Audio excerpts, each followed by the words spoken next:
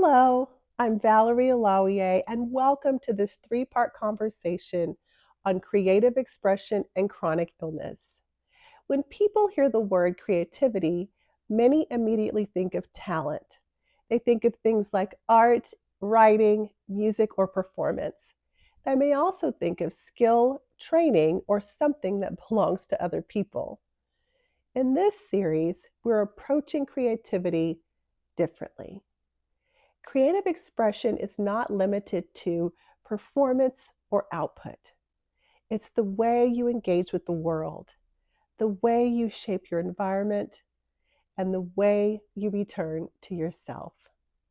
It can look like writing, painting, or dancing, but it can also look like cooking a meal, arranging a space, interacting with nature, organizing your thoughts, or choosing how to spend a quiet moment.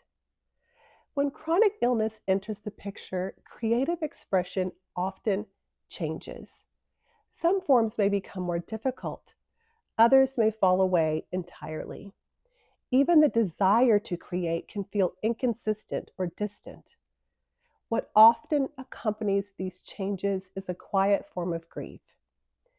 Grief for what once came easily. Grief for how you used to express yourself. Grief for the parts of your identity that feel less accessible. This series doesn't try to resolve that grief or replace what was lost. Instead, it creates space to explore what remains, what's possible, and what may be waiting to be rediscovered in a different form. As with any conversation related to chronic illness, this is not medical advice.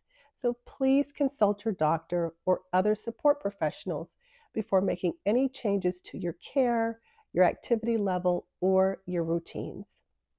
What we're doing here is reflective and exploratory and is meant to support awareness, not prescribe action. Across the three parts of this series, we'll move reflectively and intentionally. In part one, we'll explore loss, identity, and permission. We will look at what it means when creativity changes and how to begin making space for yourself again without pressure. In part two, we'll focus on reconnection and experimentation. We'll consider how to re-engage with creative expression in ways that are flexible, accessible, and aligned with your current capacity. In part three, we'll talk about sustaining creativity without pressure. We'll explore how creative expression can become a part of a livable rhythm rather than something that adds expectation or strain. You don't need to produce anything for this series or to reclaim what was. All that's required is a willingness to remain open to what is still available to you. And with that, let's begin with part one.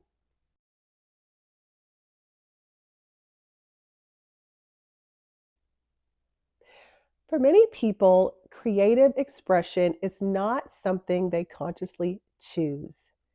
It's something that has always been present in the background or the foreground of their lives.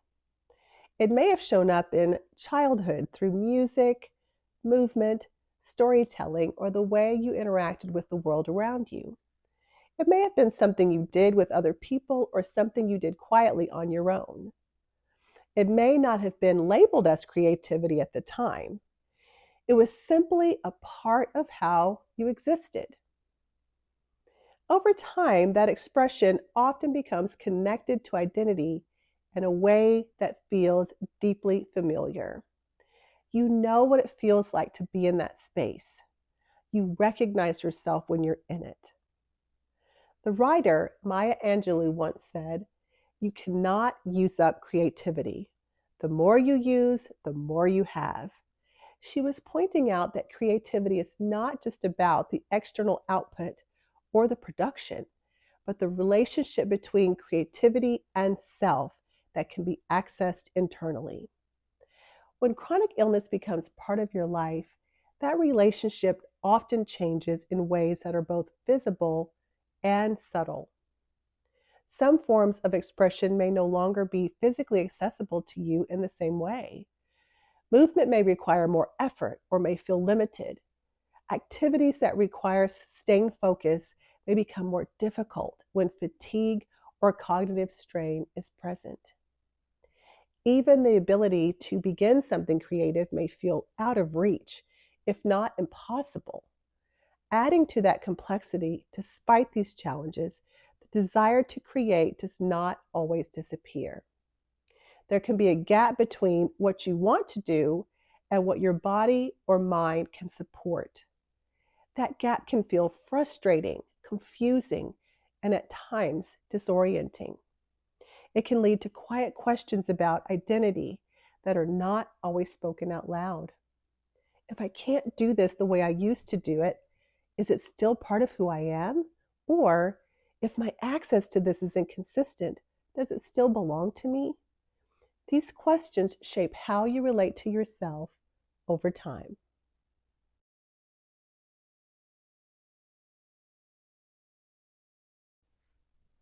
When chronic illness impacts creative expression, grief can manifest even if it's not immediately recognized. This grief doesn't always appear in obvious ways. It may not look like a clear sense of loss. Instead, it often shows up as frustration, hesitation, or subtle distancing from something that once felt natural. You may notice yourself avoiding activities you once enjoyed, not because you no longer care about them, but because engaging with them highlights what has changed. There is grief in remembering how your body used to respond to music or movement. There's grief in noticing that your thoughts don't flow onto the page as easily as they once did.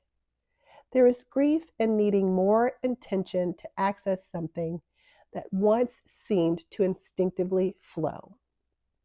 The psychologist Elizabeth Kubler-Ross described grief as a response not only to death, but to any meaningful loss.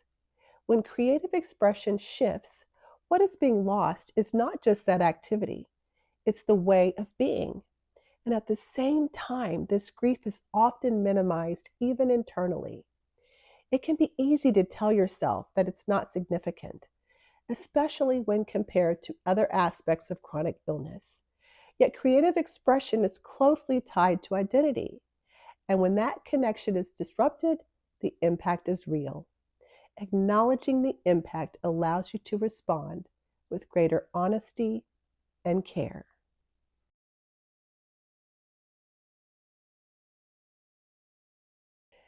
One of the ways people unintentionally limit themselves during this transition is by holding on to a narrow definition of creativity. If creativity has always been associated with specific activities such as writing, dancing, painting, performing, or competing, it can feel as though losing access to those activities means losing creativity altogether. That interpretation creates unnecessary restriction. Research in the field of art therapy has consistently shown that creative engagement is not dependent on skill or artistic training. Studies have found that even brief engagement with a creative activity, such as coloring, journaling, or working with simple materials, can reduce stress hormones and improve emotional regulation. In one widely cited study, participants who engaged in 45 minutes of creative activity showed a measurable decrease in cortisol levels, regardless of their level of artistic experience. What mattered was not the outcome. What mattered was the engagement. Creative expression, then, is not defined by the medium. It's defined by engagement, by curiosity, and by the way you shape the experience. It can be present in traditional forms such as writing and music and visual art. It can also appear in everyday actions such as preparing a meal, arranging a space, selecting textures or colors, or organizing your environment in a way that reflects how you feel. It may show up in quieter forms, such as journaling, collecting, observing, or curating what you consume. It can also exist in spiritual practices, in breath work, in stillness, or in the way you engage with the movement, even if that movement is imagined rather than physical. When creativity is understood more broadly, it becomes more accessible.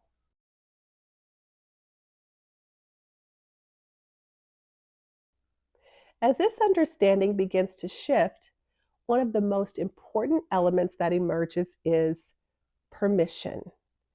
Many people carry unspoken expectations about creativity, like it should be consistent, it should be productive, or it should result in something meaningful. When those expectations are present, creative expression can begin to feel like another demand. The artist Pablo Picasso once observed that every child is an artist and that the challenge is remaining one as we grow older. What changes over time is not our capacity for creativity, but the conditions we place on it. Permission changes those conditions. It allows you to engage without needing to complete something. It allows you to explore without needing to justify. It allows you to stop without interpreting that as failure. This becomes especially important when your capacity is variable. If creativity is tied to performance, inconsistency will feel like a problem. If creativity is instead tied to presence, inconsistency becomes part of the rhythm. Permission also creates space for experimentation. You may find yourself returning to familiar forms in new ways. You may discover forms that feel more aligned with your current energy, and you may engage in ways that are quieter, slower, or more internal than before. None of that diminishes the value of the experience.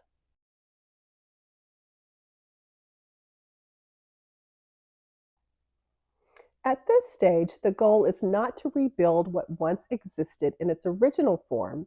The goal is to reconnect. Reconnection often happens in small, almost unnoticeable ways. The choreographer Martha Graham spoke about the importance of honoring the unique expression that exists within each person, describing it as something that must be kept alive through use. That expression doesn't disappear when circumstances change, it adapts. Reconnection may look like listening to music and allowing yourself to mentally move through it, even if your body can't follow in the same way. It may look like writing a few sentences without any expectation of continuation. It may look like engaging with texture, color, or sound in a way that feels grounding.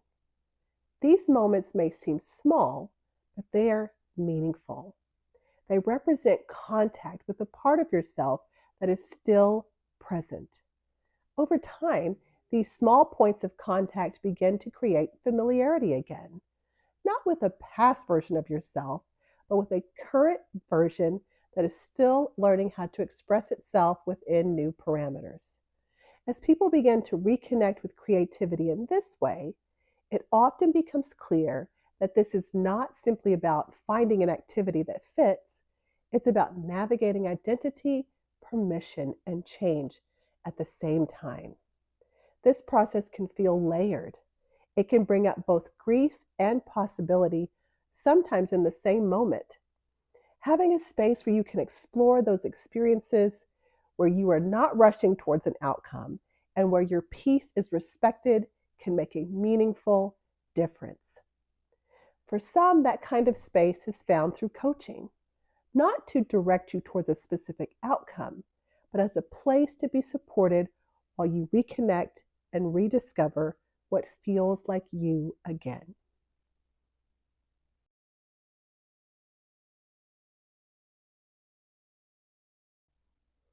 As we close part one, I invite you to consider the following question. Where in your life does creative expression still feel possible, even in a new or unexpected way. You don't need to act on it, simply reflecting is enough.